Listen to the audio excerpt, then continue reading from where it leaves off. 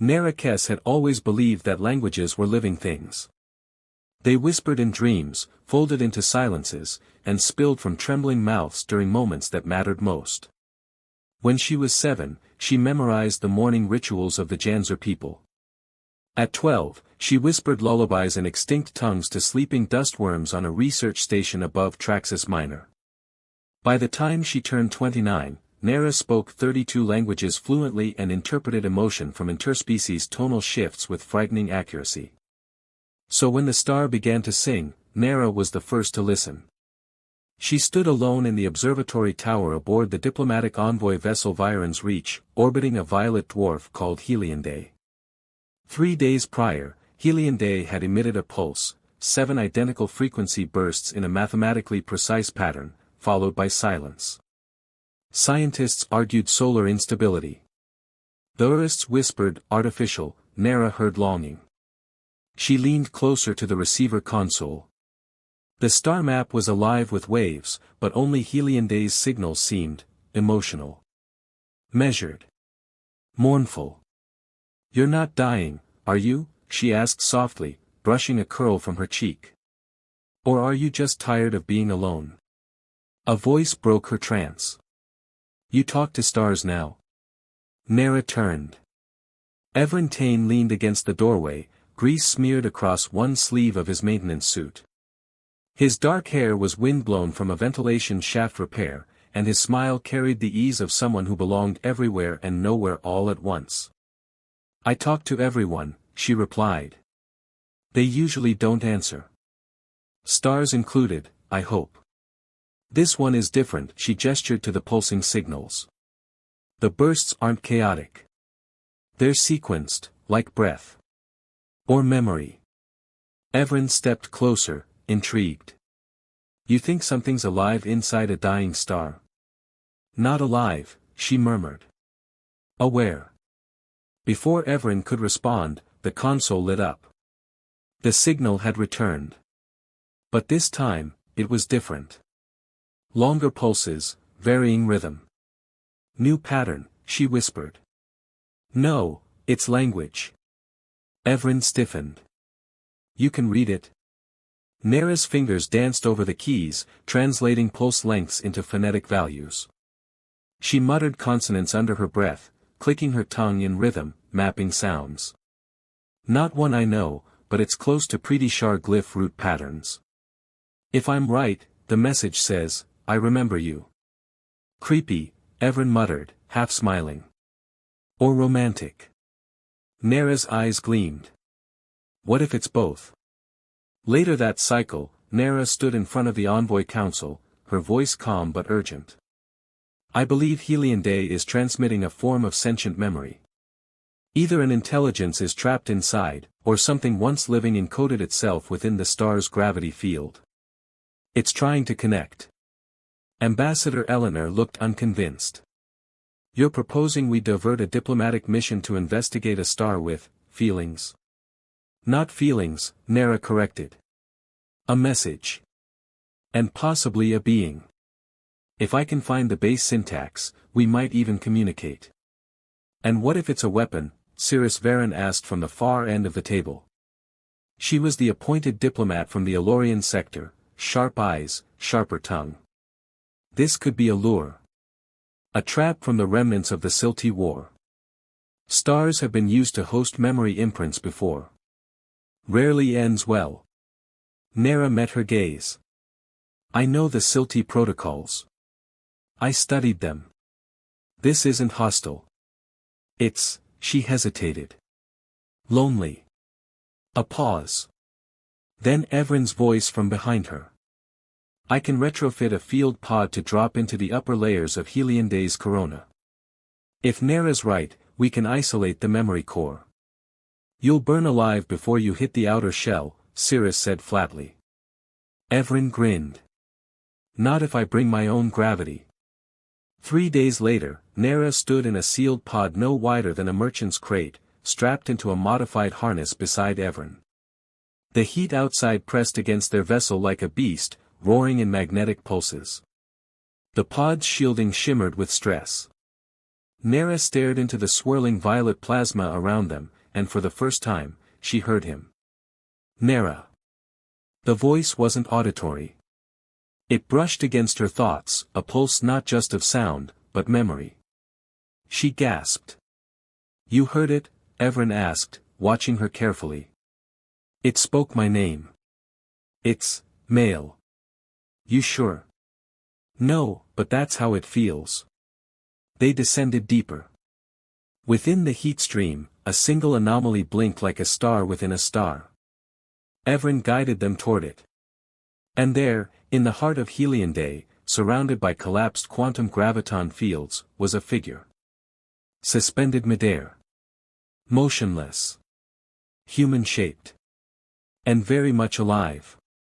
They brought him back in stasis. The ship's AI couldn't identify his biology. Humanoid, yes. But his neural map was folded. Like it had once been stretched across time.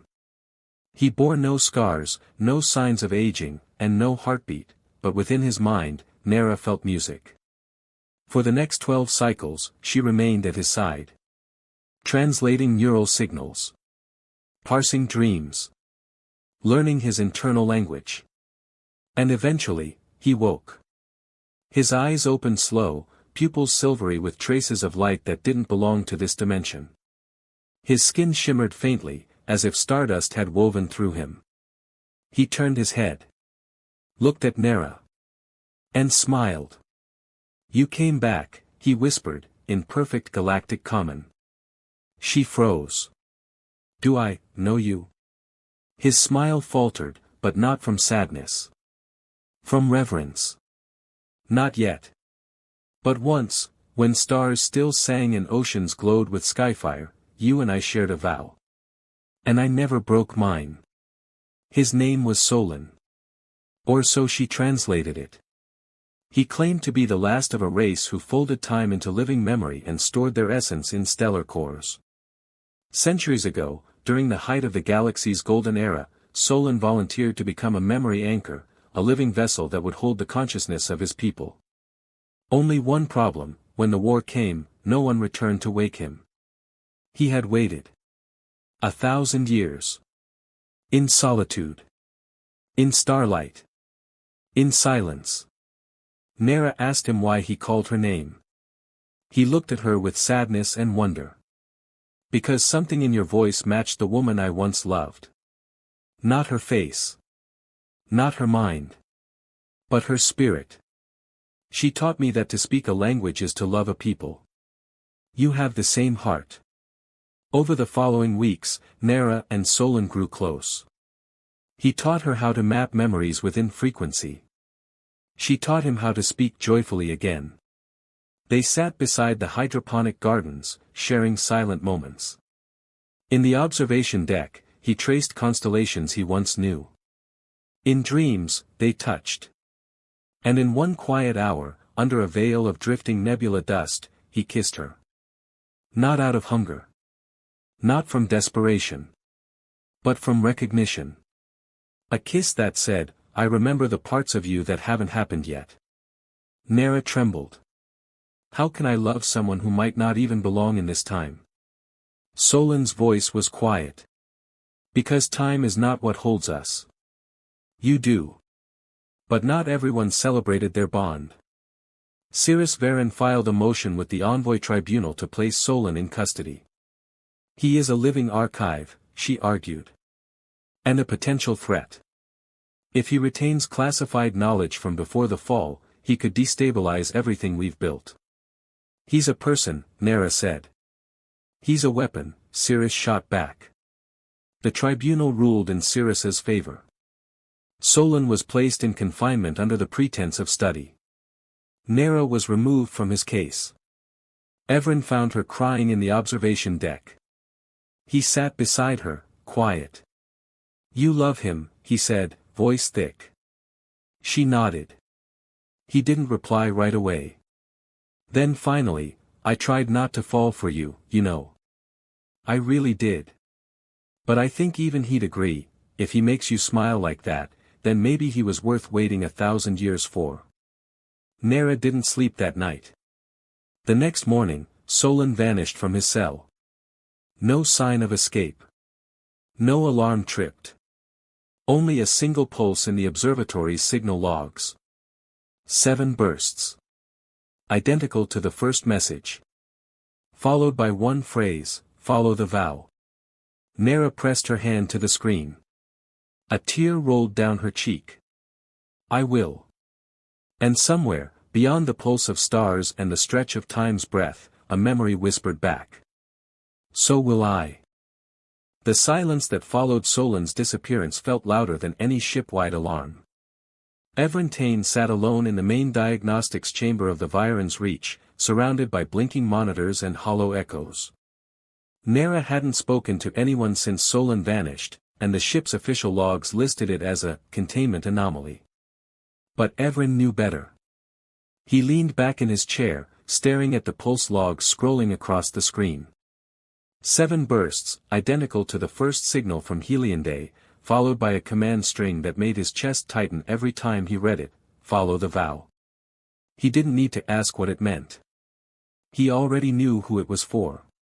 And who had been left behind. Evren wasn't supposed to be here. His official title was Systems Technician Class 4. Lowest on the totem pole. First to be blamed when anything broke. And yet, he'd been the one who helped Nera retrofit the pod that rescued Solon. He'd hacked half the Envoy's containment systems just to keep Solon stabilized. And, quietly, he'd fallen in love. Watching Nera trace alien syllables in the air with her fingers. Hearing her laugh when she decoded something new. Seeing the light in her eyes when Solon opened his.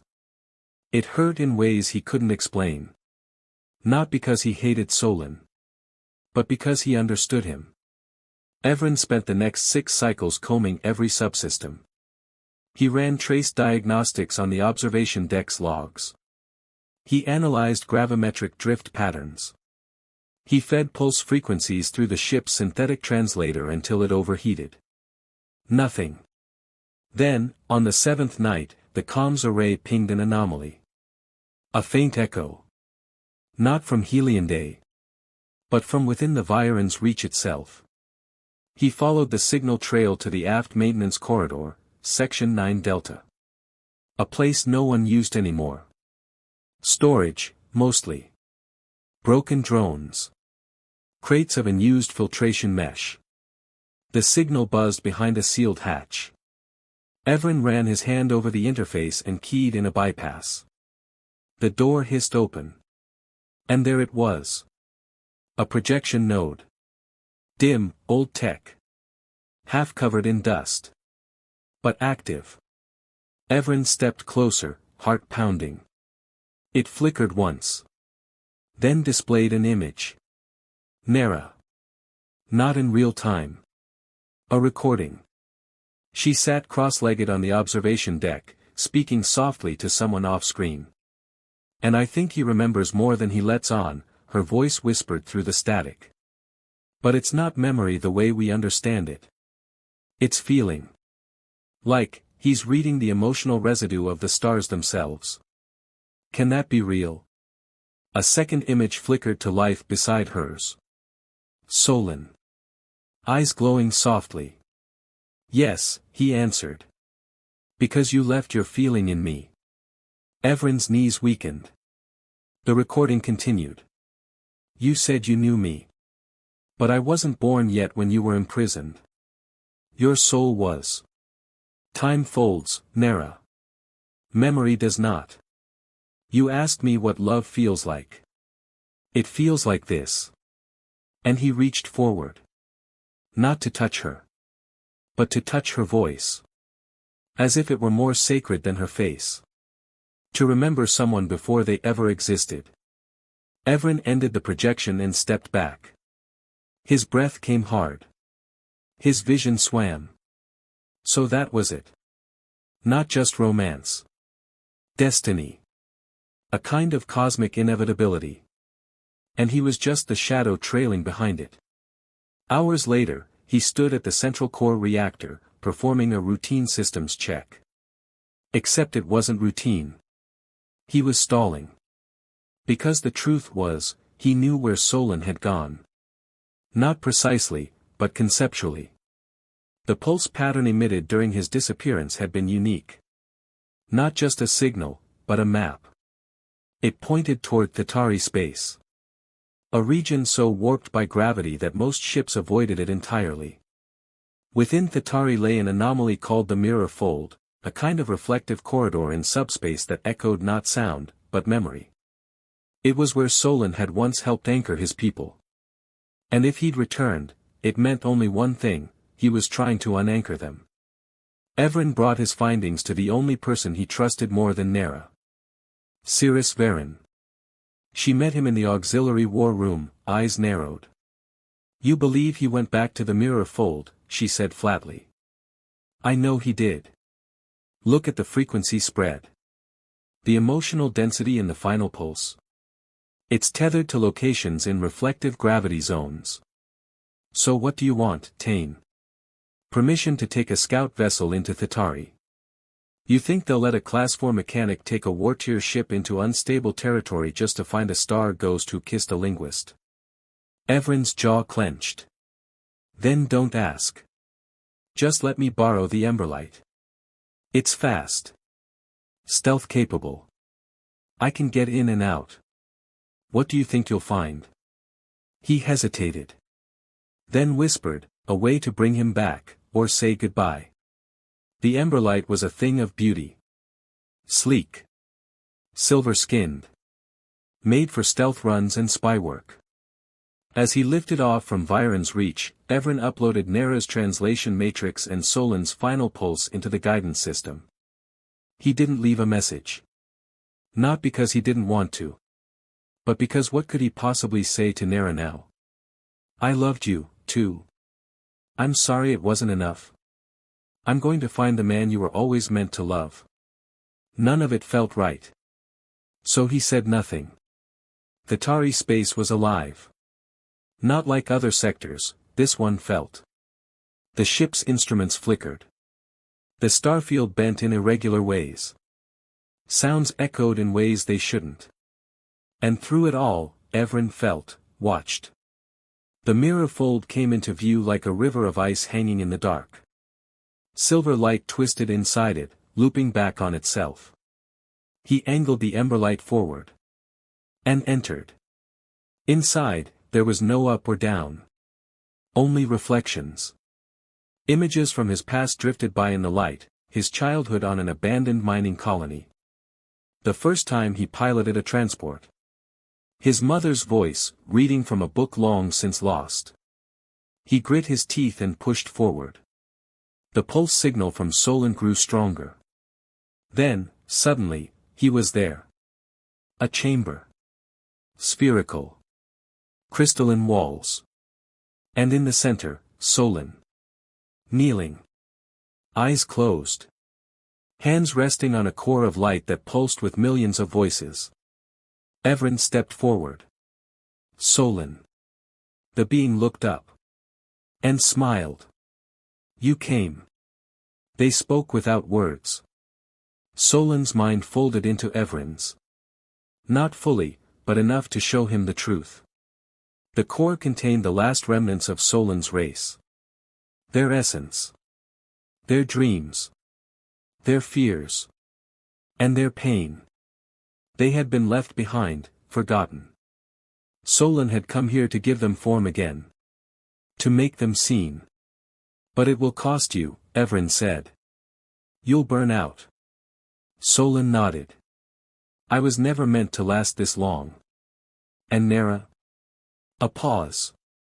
"She'll survive. And remember. That's all I ask." Evren looked at the core. Then at Solon. And made a choice. They returned to the Viren's reach together. Not the way they left. Solon was weaker, his light dimmer. But he stood. And Evren was quiet. He didn't speak of what he saw. What he offered. What he lost. Only later, when Nera ran to embrace Solon, when tears touched her face and laughter shook her chest, only then did Evren allow himself to step back. Not away. Just, aside. Because sometimes love meant choosing not to hold. But to let go. And in the silence that followed, he finally heard a voice meant only for him. "Thank you," it said. And Evren whispered back, "You're welcome." Cirrus Varen had broken a heart once. Not out of cruelty. Not even by choice. She did it in the name of peace. Back then, the Elorian Unity Accords had just begun. She was a junior envoy, assigned to a remote diplomatic outpost on Visker Prime, a garden moon with crimson rain and twin tides that shimmered at dusk. His name had been Thal. And he was nothing like the diplomats who sat behind long tables and bartered lives like credits. He built music from starlight. Spoke in emotional colors. Loved without hesitation. And she had loved him back.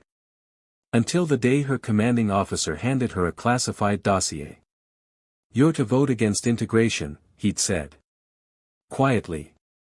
"Your voice will tip the balance. But Thal's people are ready. They want peace. And our coalition doesn't. Not yet. Deny them entry. Burn the bridge. If you don't, someone else will. With fire." So she voted. And watched Thal walk into exile. His eyes never met hers again. He didn't need to speak. She already knew what he'd said without words. "You chose them over me." Years later, Cirrus sat in a dark corner of the Viren's Reach, watching Nera Kes and Solon smile across a console. Cirrus should have filed a report. Interspecies emotional entanglement was a clear breach of Envoy Regulation 47C. But she didn't move. Because she remembered the way Thal had smiled like that. The way her body had leaned unconsciously toward his warmth. The way memory clung to skin long after love was gone. And she recognized the look in Nera's eyes. Not infatuation. Not curiosity. Faith. The kind of faith that made people leap. And fall. Cirrus sat alone in her quarters the night Solon disappeared. The message he left, 7 pulses, then follow the vow, felt more like a riddle than a goodbye. She didn't report it to Central. Didn't forward the signal to the tribunal. Instead, she opened a locked compartment beneath her desk. Inside sat an old data chip.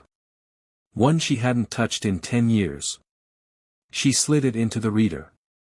A recording flickered to life. Thal. On a cliff above the oceans of Visker. Smiling.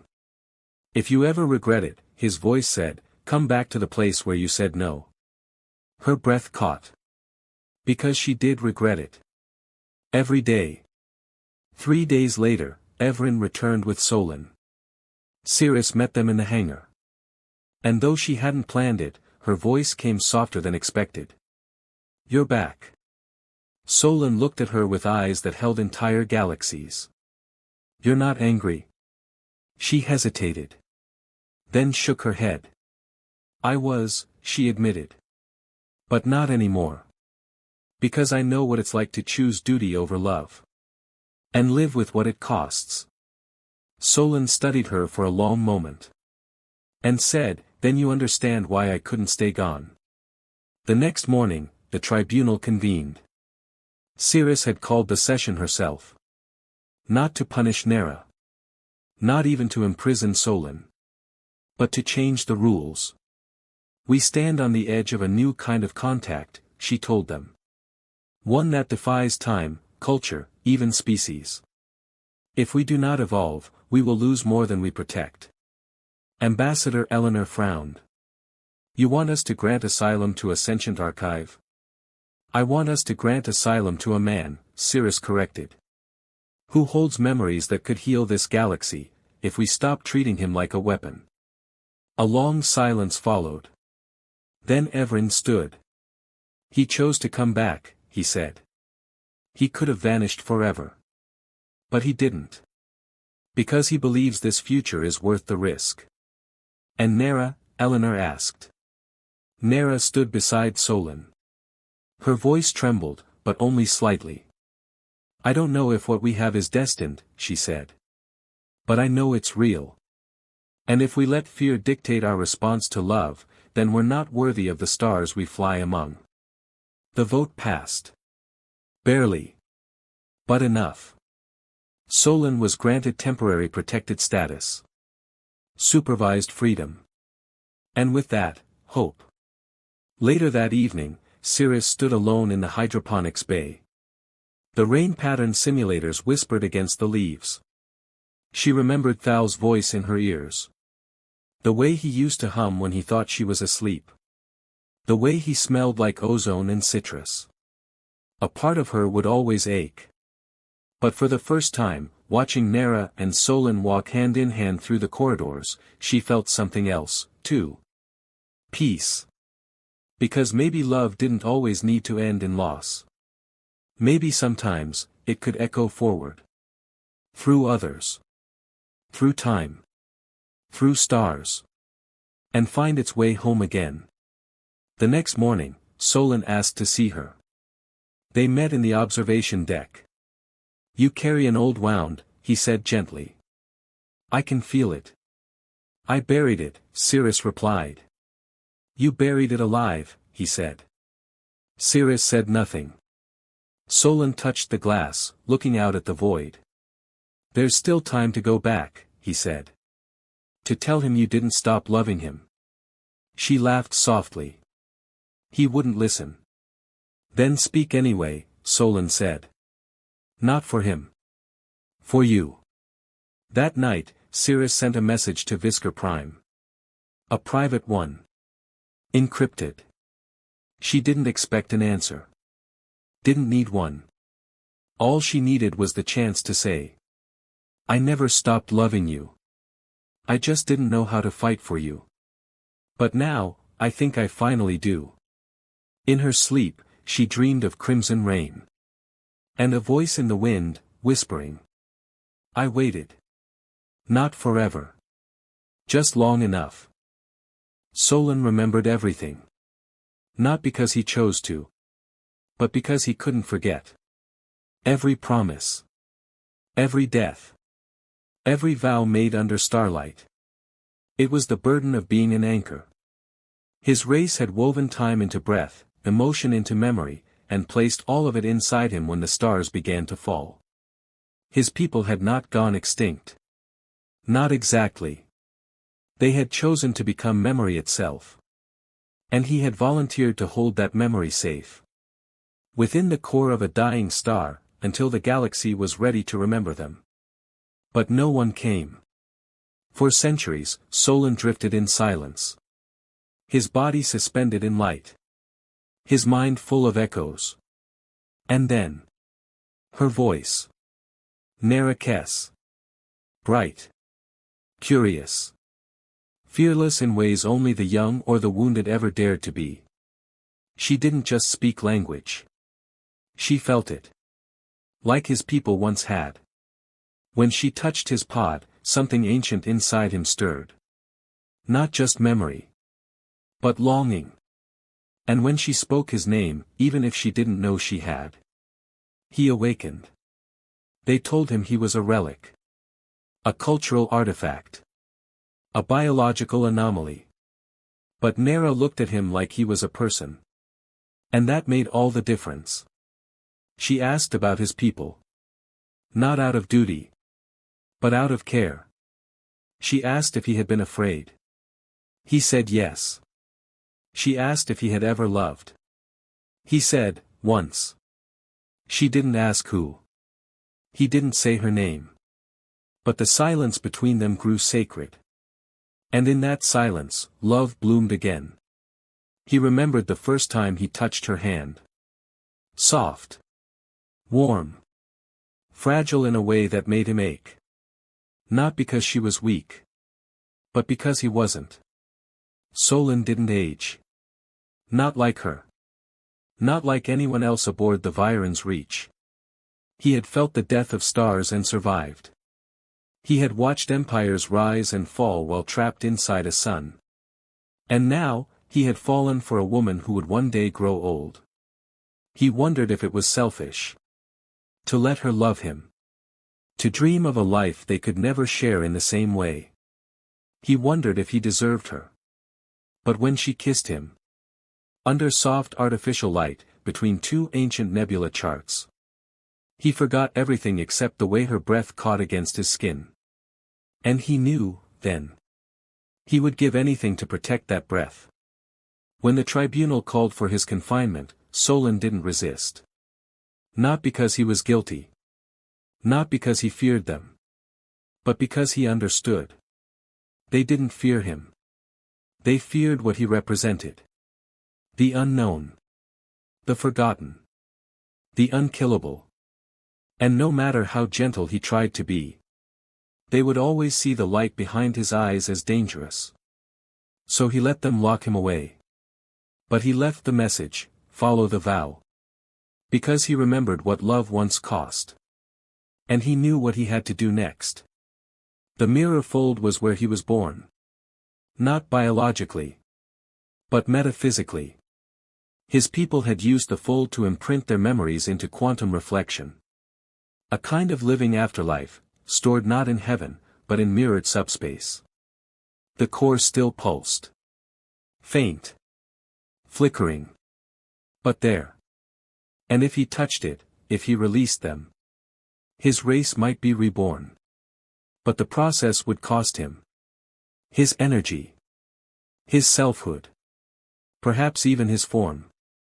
He would dissolve into the fold. Become the mirror itself. A whisper among billions of others. But at least they would not be forgotten. At least he would have fulfilled his vow. Then Evren arrived. And Solon knew everything without words. The grief behind his eyes. The tension in his hands. The unspoken love for Nera he carried like a scar. Solon didn't pity him. He honored him. Evren had come, not for glory, but to help another man return to the woman he loved. And in doing so, he had become part of the vow, too. Solon touched his mind briefly. Shared a single memory. A vision of a quiet garden, bathed in twilight, where nothing hurt. Evren didn't speak. But Solon heard his heart clearly. Go to her. I will carry the silence. So he returned. And when Nera ran to him, when she touched his face and whispered his name like a prayer, Solon felt his core crack. Because he wanted to stay. To live. To build a future with her, not just hold her in memory. But he had already made his choice. The core would soon awaken. And he would need to guide it. From afar. From within. And still, he stayed by her side. For a little while longer. One night, she asked him what his people believed about love. They lay side by side in the observatory, stars wheeling silently above them. We believed love was gravity, he said. Pulling you toward someone, she asked. Not just pulling, he replied. Binding. Shaping. Bending time itself. That sounds like science. Science, he whispered, is just love made measurable. He wanted to say goodbye. But she wouldn't let him. Don't speak like it's the end, she told him. Not while we still have moments. And so he gave her moments. He wrote her songs made from pulse patterns. He mapped constellations from her freckles. He kissed her like he was memorizing breath. And when she fell asleep curled against his chest, he held her like he was holding the last star in the universe. He didn't leave a letter. Or a transmission. Or a poem. Only a memory. A moment frozen in time. Encoded in her pulse band. When she touched it, she would feel him. Not just his voice. But his love. Not gone. Just transformed. A gravity that would never let go. And somewhere, as she slept, Solon stood alone in the mirror fold. His hands on the core. His body dissolving into light. His final thought not of history. Or duty. Or sacrifice. but of her. And how she made him believe that even an immortal could still fall in love. For the very first time,